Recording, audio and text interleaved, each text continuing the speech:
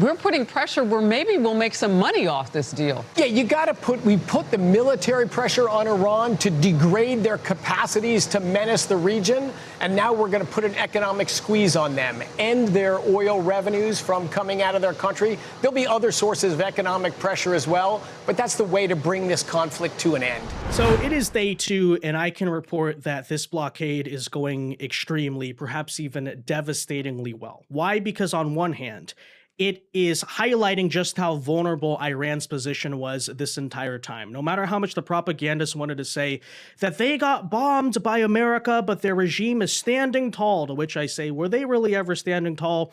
Or that Iran was pretending to exercise control over the Strait of Hormuz? Not only are we realizing these things were never actually real, but secondly, how easy it was ultimately to turn off the Iranian regime, and all we had to do all along was simply turn off the money supply, and these people start to literally implode in on themselves. Very funny how that works.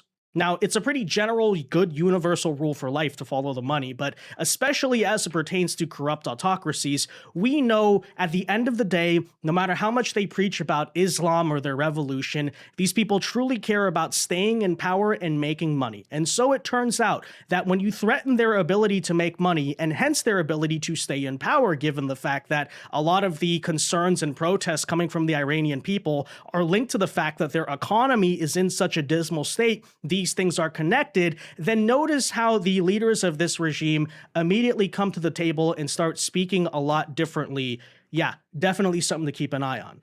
And it's currently the case that although Iran had this big master plan to close the Strait of Hormuz, apparently they never actually made a contingency for what happens if someone else closes the Strait of Hormuz on them. Because not only is this country, which let's not forget was dealing with severe economic problems before the start of this conflict, now losing hundreds of millions of dollars a day due to the blockade, but even further, they may be forced to turn off their oil production entirely in some 10 to 14 days. Why?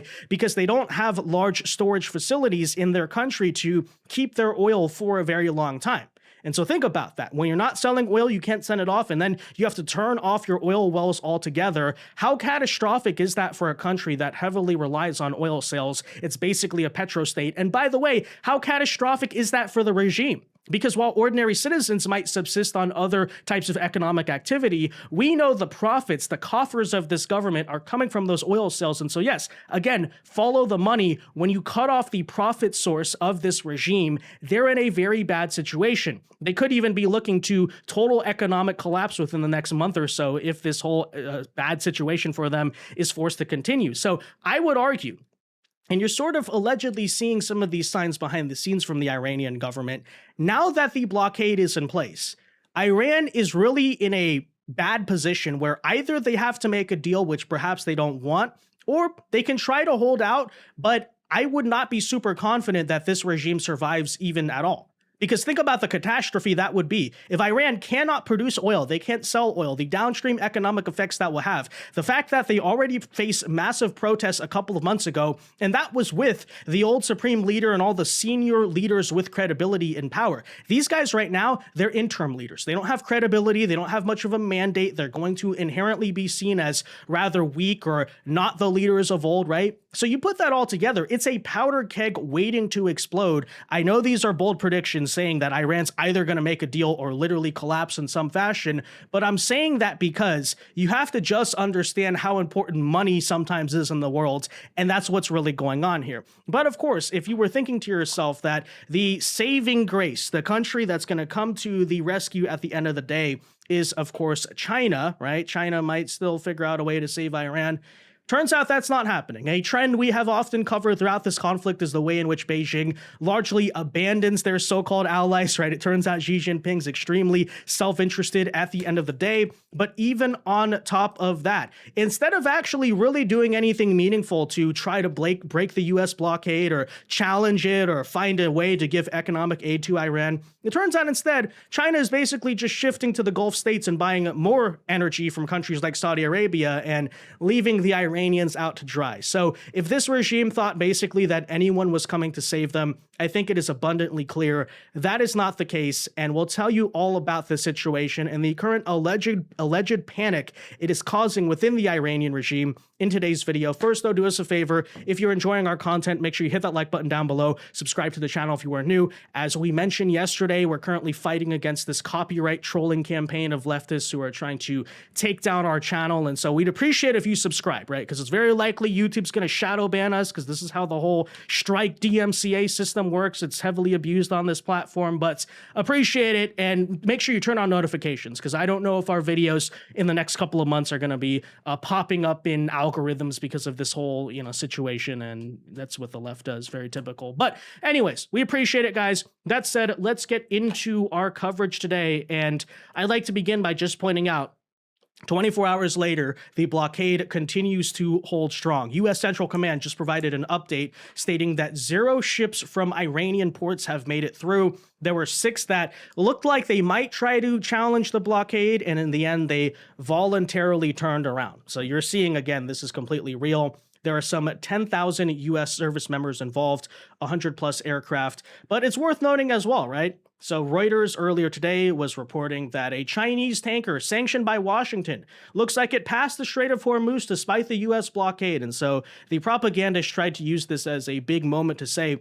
look, the blockade is fake. The Chinese called our bluff. No, the Chinese actually didn't call our bluff. Look what happened to it. It, in the end, ultimately turned around. And while that is all happening, it's worth noting simultaneously that some 20 non-Iranian oil tankers today likewise crossed the Strait of Hormuz, connected and coming to the Gulf countries. And so you can see the difference in traffic here, right? Thus far throughout this conflict, because of the fact that Iran was claiming control, exercising tolls, you saw a bunch of activity on this side of the strait and very little on this side. Why?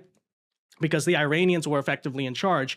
And now you're basically watching a opposite situation. It is the Gulf countries who are controlling and having heavy amounts of traffic through the strait. Some 20 ships crossed today, which is not nearly at the 100+ level that we were looking at before the conflict. But if I'm not mistaken, that might actually be a record, right? Remember the Iranians, when they claimed they were opening the strait, they were limiting it to less than 12 tankers a day.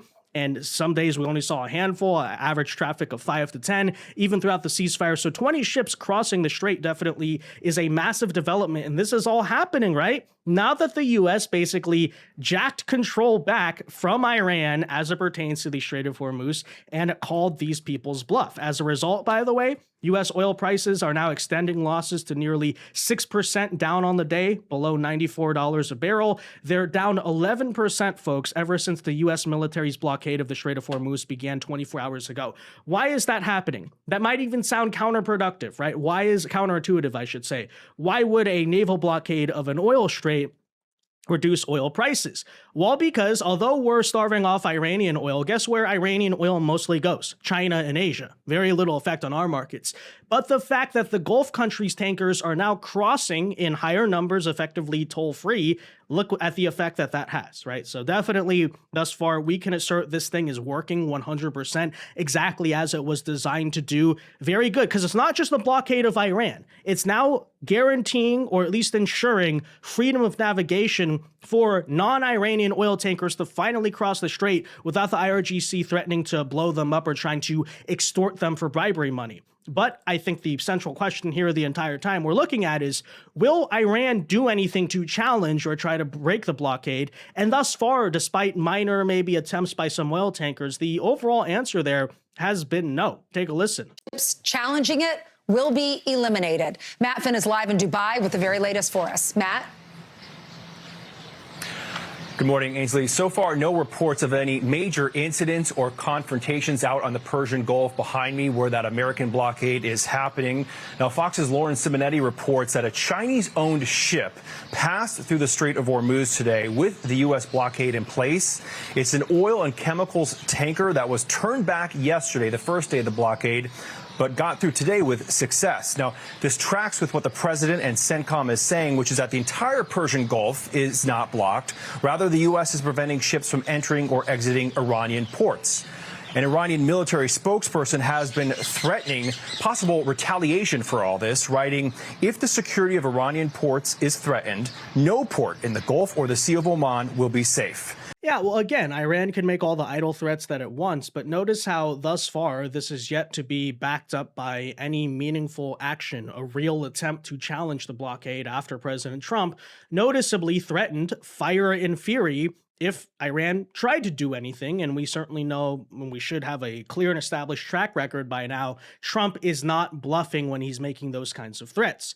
So they call him Taco Trump. At this point, it might as well be Ayako Iran, because I don't know if you've noticed, knock on wood, we hope they got the message, but thus far, it seems like the IRGC especially just love to run their mouths, right? They talk a lot of crap. They're these yapping dogs incessantly, and it really was the same situation when they were pretending to control the Strait of Hormuz, right? They're just running their mouth. Oh, if you don't pay, then we're going to blow you up or something like that. And then notice how we're kind of exposing they were really just using fear and intimidation to control the Strait, right? None of this stuff was actually real. So something to keep an eye on for sure. And by the way, you know, if Iran, does Iran even have the capability to break the blockade? I guess they could start blowing up ports in the Gulf of Oman and the Gulf ports as they have threatened to do. But okay, guess what we can do in response if they choose to go down that route? It's called mutually assured destruction. We can blow up their oil ports, and I think their economies, frankly, are going to have a much harder time recovering given the fact they already have no money. So is this really a path they want to go down, or they want to just sit back and say, fine, we're going to make a freaking deal? I guess we'll find out very soon, but just we'll point that out again. Iran still running its mouth, still not backing that up on action, huh? Wait, why are you so scared, by the way? Is it maybe because you understand if this gets into a mutually assured destruction scenario of energy infrastructure, you're going to be seriously screwed up, right? You care about the money. Oh, where's your jihad, huh? Aren't you all about Islamic revolution? You don't care. You'll suicide yourselves. You'll blow yourselves up. Oh, notice how they don't want to do that, though. We're going to blow up the Gulf oil ports. Okay, do it. We dare you to try it. Oh, you're not trying it. Why? Because you do believe that Trump would be serious for sure. If you tried to do something like that, he's going to hit yours 10 times harder. And you want your money at the end of the day, don't you? You supposedly Islamic theocrats that are really just corrupt people grifting off of your country's oil business. Very important to point out about that. But anyways, again, thus far, you know, they run their mouths. There has been no retaliation. I'd point out, though, the same is kind of true about China, who's had a noticeably muted stance on all of this. Take a listen. They're saying they're actually working to help reopen the Strait of Hormuz. All parties need to remain calm and exercise restraint. China will continue playing a constructive role. Yeah, so you might think on paper that China would be pissed about America messing with what is really their own oil tankers, given the fact that Iran sells 80% of its oil to China.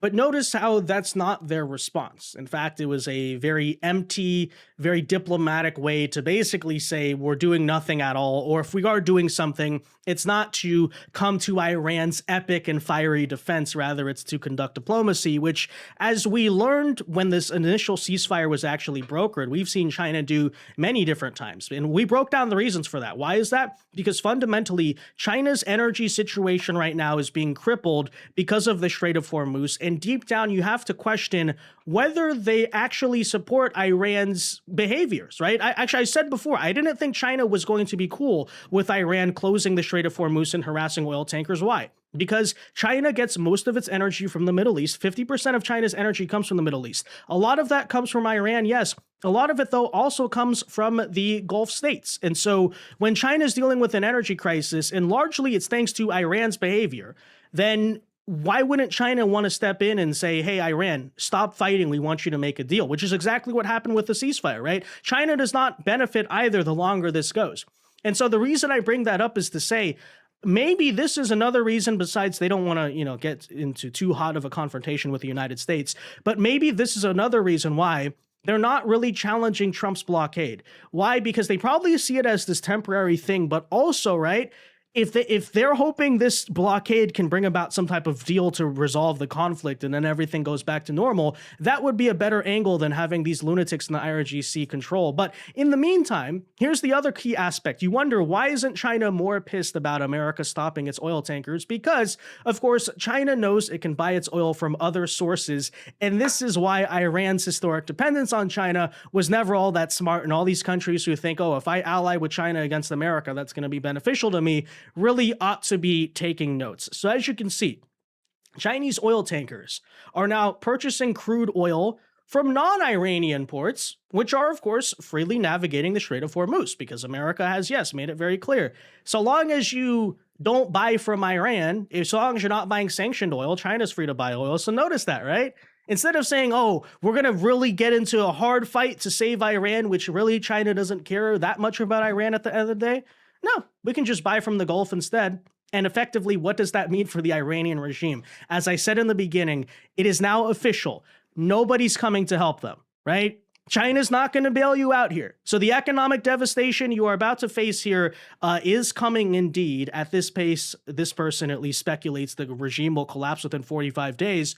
But I would predict, given the economic catastrophe here, that is completely believable, especially if China, again, is not coming to help. And if you wonder just how bad this situation is for them, take a listen to some of these details. Now, the Iranian oil blockade is probably the knockout punch. The Iranians are trying to outlast us. The longer the war goes on, the longer their regime can hold off a revolution. But their economy is experiencing a crippling depression. This blockade's costing the regime almost $400 million a day. That's $13 billion a month. Plus, the Iranians can only store oil for about 2 weeks before they have to start shutting off wells. The Iranians can't outlast us. The world's turning to us for energy. And folks, there you have it. That might be the most important detail as to why this is such a catastrophe for Iran, and they cannot pursue their normal strategy of just trying to filibuster and run out the clock and buy time against the United States, because now time is not on their side. You may think to yourself, how much does a blockade really hurt Iran? Because they might be stuck in port for a couple of weeks, but can't they just keep storing up the oil and then in a month or so figure out a way to get it out? No, the answer is no to that question. Why? Because this country only has about 10 to 14 days of oil storage capacity, which means if this blockade goes more than 2 weeks, Iran's going to have to start shutting down its oil production as a country altogether. And I don't think I need to explain why that would be so catastrophic, especially for an economy already on flimsy grounds. You want a revolution? You want to be overthrown by your own people? Try to do nothing, right? That's the thing. Before, if Iran just bought time against America, nothing would happen to them. Oh, we don't have to make a deal. We don't have to look weak. We can keep just doing our thing. That's no longer the calculus. You just sit around and do nothing. You try to grandstand. You don't take diplomacy seriously.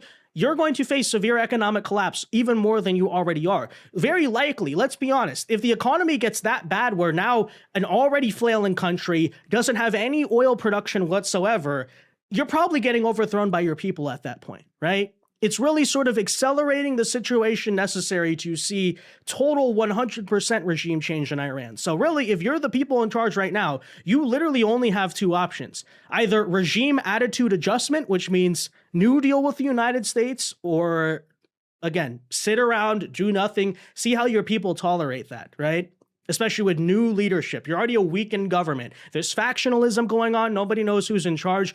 Oh, and then your people are pissed at you because your economy is collapsing all around you. Nobody wants to be a world leader in that position. You know, it's like basically being, I don't know, the interim government in 1917 in Russia or something. Not a good position. You know, you're just bound to get overthrown basically at that point.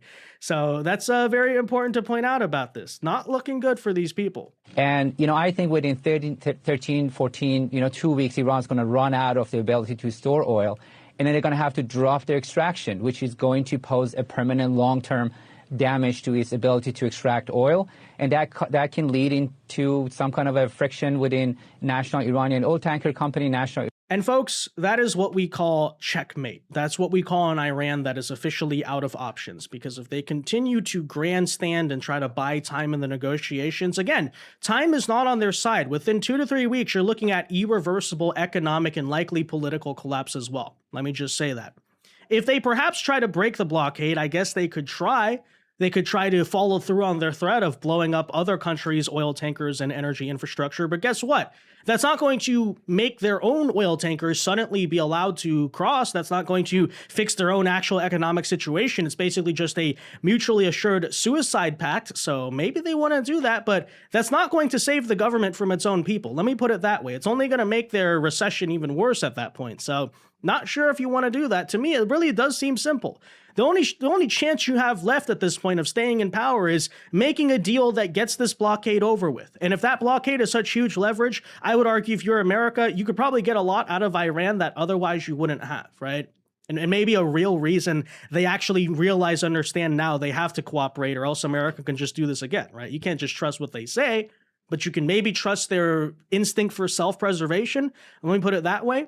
So this is what we're watching, and at the same time, according to alleged sources here out of Israel, apparently the president of Iran, right, Pezeshkian, this guy who we believe to be maybe more moderate, maybe more practical, is allegedly, at least according to Israel, erupting behind the scenes at the current dismal state of this economy and where this is headed, saying, and I quote, according to him, "We are weeks away from collapse. I don't know how we will pay salaries." Very true. Which is why perhaps you ought to break the blockade, not of America, but maybe arguably, right, of the IRGC.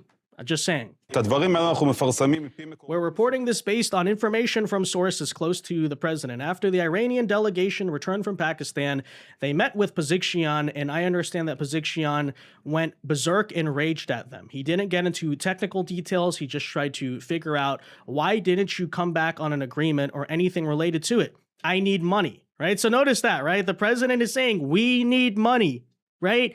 He's the political wing of the government. He has to manage the everyday finances and situation of Iran. He doesn't just get to be these paramilitary revolutionary ideologues like the suicidal IRGC are. And so that's why he's saying, right? Look at our economy. Like, this is really bad. He's trying to send these warning signs, but who knows? Will the IRGC necessarily listen to him? Well, if they don't, then the country's just going to collapse on itself. Let me just put it that way, right? But anyways, my sources say he started yelling, went crazy, ranting at the people who returned from Pakistan and told them our economy could collapse in 2 or 3 weeks, adding that he was on the verge of a nervous breakdown and feels that the day the economy collapses in Iran, everyone will come after him and won't look for other solutions. You don't say. They'll say, why wasn't Pezeshkian the one who saved the economy? Of course, the blockade of the straits, which is destroying oil exports from Iran to China, adds to the situation. So yeah, that is allegedly what is being said behind closed doors by Iranian officials. And you could write that off as Israeli propaganda, but I would point out